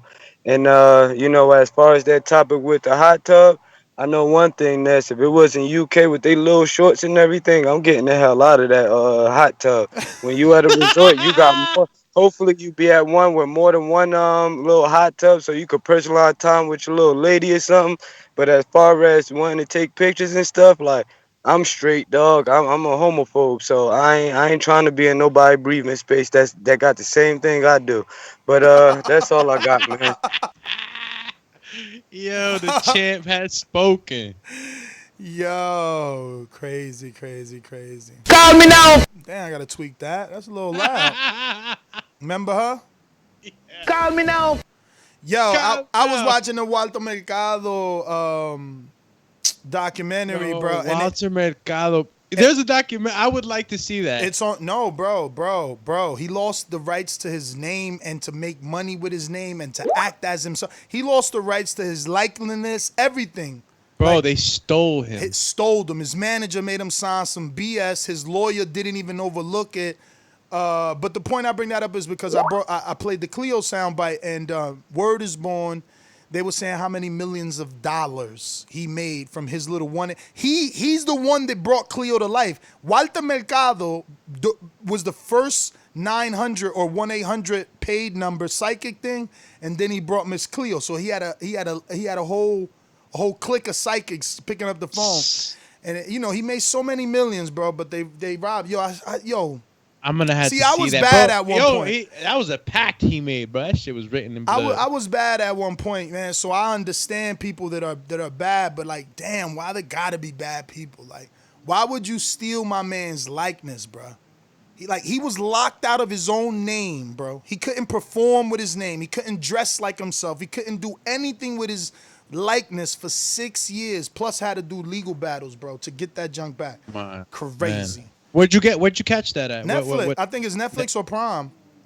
Walter Mercado, bro. Yo, it's like, you know, if you was Latino and say you heard Walter Mercado in your house. But it's more than Latino. He transcended. He transcended. I told you, he made Cleo.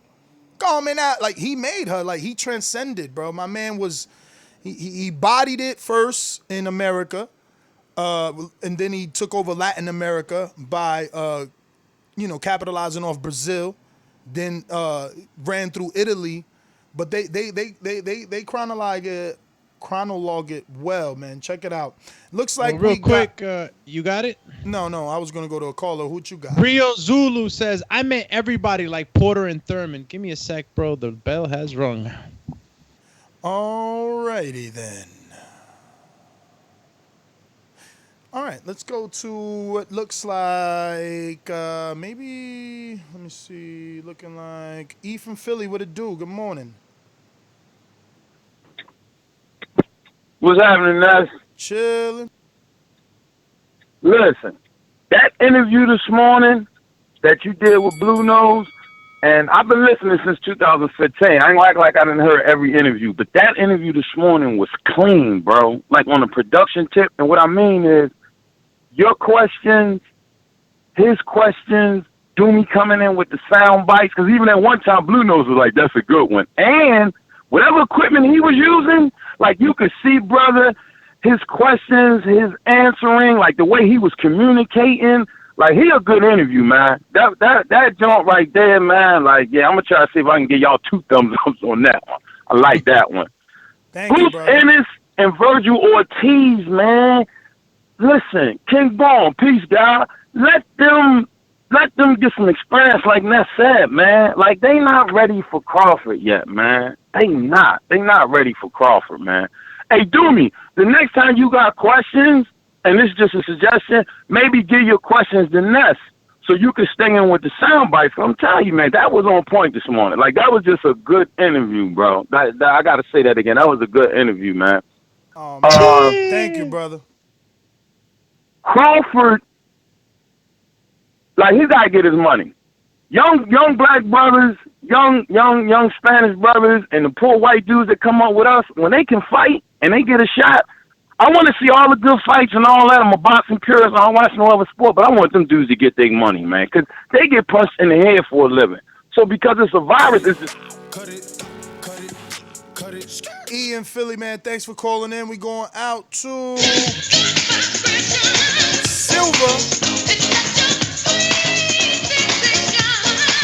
Silverback, talk to us. Roughhouse Boxing TV, what up? Just listening, going once. 2 times, Stonebone Boxing, Colorado. Get over here! Yo, did them whizzes root yet, champ? Chant. Oh man, they down, man. They down. I got clones is already rooted. That's a cut off of a plant. You know what I mean? It's already done. That's a done dealio. Hey, I'm for the IBO shot, man. Like I said, he had it within Dongo. He even held it up. I mean, they strapped it on him, so he didn't held it before. So maybe he'll. Sometimes it take. Think back when the sanctioning body split. It took a respected champion to make the belt respected. So somebody got to get the IBO that hold that clout, and maybe it'd get a little more respect. Maybe you respect the person holding it. You know, like they say, the man made the clothes don't make the man. So exactly. And with the belt can make it. And as far as to see something with the Shakur and him sitting with Jay Prince, most of these dudes right here that's on these chats and call in, they would probably slap their brother and punch their mama to sit beside Jay Prince and be in a position and ride in Maybachs and make millions of dollars. So don't be thinking that because he's sitting beside a dude that he respect. It's not like Jay Prince is somebody that's not respected. So respecting Jay Prince don't make Shakur weak. So we got to get out of this and let's get over this gay meter we doing. We like, okay, well, he's in the hot tub and that's gay number 1. Well, he twerking. That's gay number 1.5, and we trying to see who the gayest meter. Like, what is we doing? Man, can we really grow up, man? Let's grow up, man. Yo, that's what I'm saying, bruh. But this the thing, man. You know, I don't know how it is in other sports, but I know that there was a movie I watched about a Philadelphia fan and how they, you know, go crazy with each other. And I think my man shot somebody and everything. I say all that to say that when you rooting for a team, you gon' drag the other team through the mud. That's how it go. So look, I'm with you. I don't think we should be using a radar here on who is, you know, walking the fine line of the other side either. But it's brought up every day. I mean, you see White Boy, he you know, white guys like that one White Boy and others, man, they'll super chat about it. But we got Jared Lloyd, the true super chat king. The Bomb Lord and Father Bob don't want to pay for quality. Mm-hmm. The next pedestrian opponent will be paid in cigarettes and a fifth of gin. And a fifth of gin, I say. The pandemic is heaven to the bum lord. Yo, you know why that's funny to me, dog. You know cigarettes. Cigarettes is like What you bruh, cigarettes is currency in the Bing, man. Jarrett is hilarious, bruh. Jarrett, Yo, stop. you know, if you had them Cadillacs, you was moving. Dog, Jarrett, you gotta stop, man, for real. Big Nick in the UK. What up? What up? Yo, where's Pterodactyl at? Pterodactyl was going, you know, we got Ham. Jarrett to defend us today. Pterodactyl was going ham. Big Nick, what up? Yeah. Just shout out to everybody. Shout out to all the chat, all the regulars. You know, man, it's all love in it. Shout out Ness to you, doing your thing. Do you know what? I just wanted to second the caller a couple of calls ago that said about the interview with Blue Nose. Like, I'd never heard of him before, but the production on that was crazy. Like the camera quality, the sound quality, just literally how the interview went. It was so professional. I think that's probably the most professional interview I've heard on TBV. But yeah, just nothing really. I'm not called for anything specific. I ain't gonna call about no hot tubs or anything like that. Just know that, listen, if we're all in the hot tubs, don't worry, because it's your girls coming to pick us up after, innit? But like it's cool, innit? Like it's cool. But that's my thing. Oh, just another thing, quickness. You see the guy that you interviewed the other day? He got a win. I think it was Friday when Shannon the Cannon was on the show. The guy Clay Callard. Yeah. And I'm like, and it's all over Sky Sports News, and they're like, oh, we have to start taking this guy seriously. So I'm gonna keep an eye out for his career now. But yeah, that's my call, man. He's just another fighter. No, he ain't just another fighter. This guy is a wrecking machine. Yo, that is true, man. Yo, first of all, shout out to Clay Callard, aka the Prospect Killer, dubbed the Prospect Killer here. He is Cassius Clay Callard. But I'm just, I guess it's kind of conceited of me, narcissistic of me to be happy that I put y'all on him before all these. Bro, you did it, bro. What the hell? My soundboard went nuts. You gotta press pause all. Okay, cool. No, you put us, bro. I literally believe that Clay Collard, like his inception or like his like, I don't know. I feel like we put the spotlight out there. Yeah, man. We put the name out there. We believed in Clay. But I know we feel that way. But based off the interview, he said, you know, his last two fights did bring a lot of media his way, right? Like he said, things did change after his last two fights because he said he was, you know, obviously on Fox and then on ESPN. So life did change. And I guess I'm part of that, and I can't take credit because, I watched him beat the dude with the G on his shorts. So then when he went into the Fajardo or the Guajardo fight, I knew who he was. But you know, the way that Fox was bigging up Guajardo and how he dropped out of school and Al gave him I've never heard any other telecast where they tell you that Al gave someone a signing bonus. Like, that's new to my ears. So I'm like, I didn't pick against Callard, but I didn't pick Callard on the spot. I just I know this guy, don't sleep on him. And then as the fight went on, it's like, bro, he's about to take Galdo out of here. But yeah, man, shout out to him, bro. That's a true boxing story, man. It's a beautiful story. Now you got Sky I'm just Sports. glad that we're here to be with him on this road. If we weren't the first, who cares? I know that he's excited and that we believed in him from the rip, man. He's just a little juggernaut. Yeah, we can take credit for. We believed in him. We dubbed him the Prospect Killer before he got the Kleminski win. You know, and I just hope that the last good that the big man does for him is get him out that PFL contract. I know that people think that's a good contract, but his life is changing. He don't need that anymore. You don't need 4 straight fights. You need what I was telling the matchmaker. I mean, the kid is a gem. He's a gem. Not that he's going to be a world champ. I'm not saying he is or he isn't, but he don't got nobody.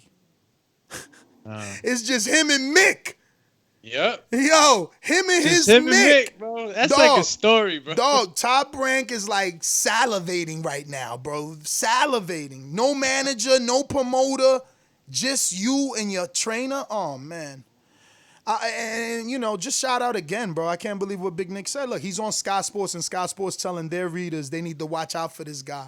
And now, look, I'm even a little upset at Big Nick because he says, oh, Sky Sports says we got to watch out for him, so I'm going to keep my eye out. Like, dog, didn't I just call him the prospect killer 3 shows ago? You know, like 3 separate occasions. But, yeah, man, Sky Sports, they're right. They're right. We got to keep an eye out. But he's super raw, man. I think a technically skilled fighter is gonna be hella trouble because he's not traditional, you know. He believes in his power too, so you know he takes his pressure. He believes in the pressure he's applying. So he takes 1 or 2, man. But you're not lying, man. You're not lying. I'm as soon as he gets a boxer in there, a slick guy, he's gonna have to at least change up things, you know, as the fight proceeds. I mean, he's not gonna be able to do that to a slick fighter unless he's just overwhelming, and he's just like a Salido style, and that's just his style, and that's just what he's really good at. Yo, 2 things. We're gonna address DBX, and do you think somehow? Nah, never mind. The second part, I'll just think about that myself. But DBX said, "Doomy, be careful. You getting more popular than Ness. He'll kick you to the curb." Never. Nah, yo, you know the difference between Doomy and every other host? Like, we literally know each other for real. So, you know, he's not gonna feel or want to say something and not say it, right? Like, Bro, anybody that's been around us for a while. Know each other. And we have real spats, so it's not like, you know, Border War spats. Yeah, it's not like I'm gonna say anything on this show that I haven't said in his face, or that we haven't the crib spats that we haven't said in a gym. Like, nah, man. You got another one. Hold on. LV Slugger says, Ness, you ran Pterodactyl off after you called him out on AJ's show yesterday, and all he wanted to super chat was Wilder hate. Once you did that, he went ghost. Wilder is the most entertaining man in boxing. Yeah. I mean, look, I didn't mean to scare him off. I seen other people say that, like, yo, you got to encourage super chats. I'm just saying it's hilarious to me that people sit here and call me names when I'm literally doing shows on completely different fighters. They don't even have the same letters in their name as Wilder.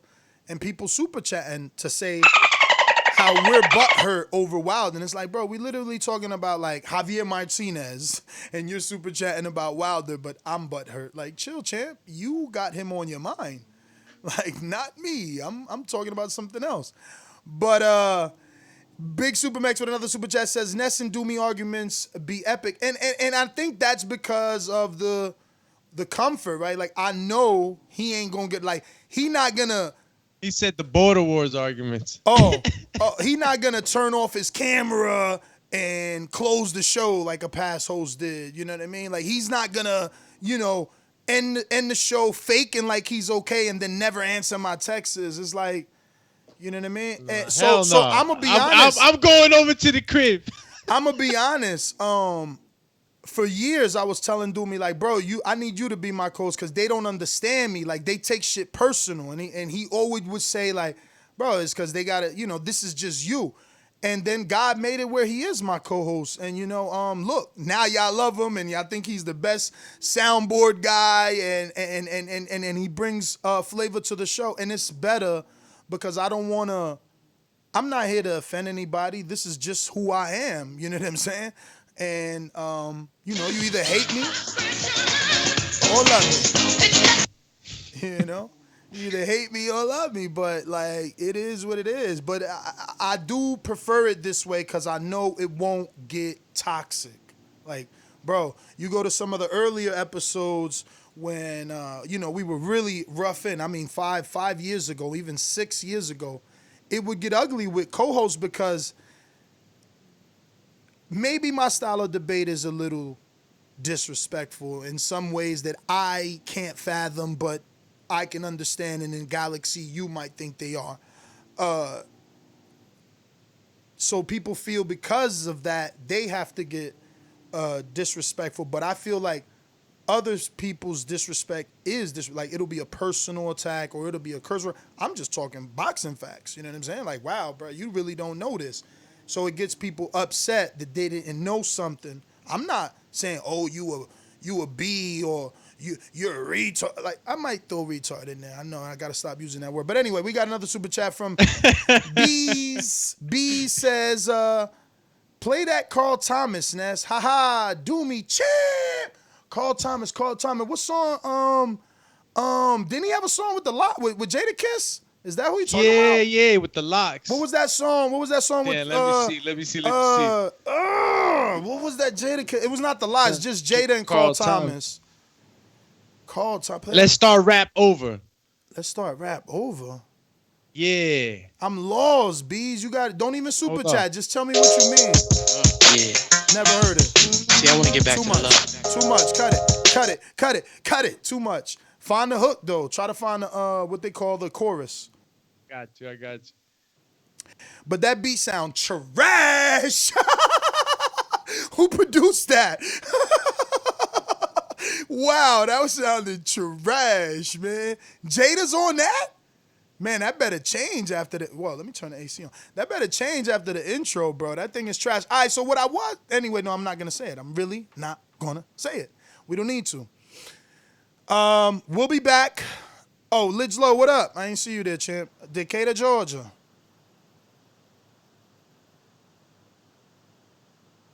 No Decatur, Georgia? Alrighty then. So we'll be back at 11:30 or sooner with, let me send this email. Well, if it's this one, featuring Carl Thomas, I don't know if this is the hook, right? She can make it. She said if we try. I wanna start love over. Let's make it. I don't know. Never heard of that for real. Jared Lloyd super chat says, play that Carl Thomas. So emotional for the butt. Oh, but that ain't Carl Thomas. I mean, maybe Carl Thomas do got us so emotional, but my emotional soundbite is Kendrick Lamar, right? Where is that? Where is my emotional? Did I add it to the main? Let me see. Yeah, you know, I wish that my soundboard was unlimited because I gotta have like 9 different pages. Broski, that's why the old soundboard was better. Why it didn't allow unlimited. I don't remember. I got them all on the same soundboard. I got to click is on the top file, and it'll go to the second, the third, the fourth. Yeah, fifth. no, yeah, but then you're talking about pages. That's what I'm saying. I got 1 through 9, and inside of every 9 is like over 50. That's why sometimes I'm glad you got one because it's hard for me to find them. They all over the place. You know, I got them categorized too, like rapper sound bites, boxer This is why sound bites. we like Voltron, champ. Yeah. You know what I'm saying? What soundbite we? Oh, he was looking for this. Emotional. Why you emotional? Why you emotional? Bitch, you emotional. Yeah, you know, they get emotional. But look, that's it, man. I don't know. That wasn't Carl Thomas, though. That's Kendrick. I'm an old guy, but I believe that's Kendrick. We're going to go ahead and wrap it up. We'll be back maybe 10, 11, 15-ish. I'm waiting for this confirmation email. Make sure we good with Jeff. You know, and yeah, peace. Do man. Chip.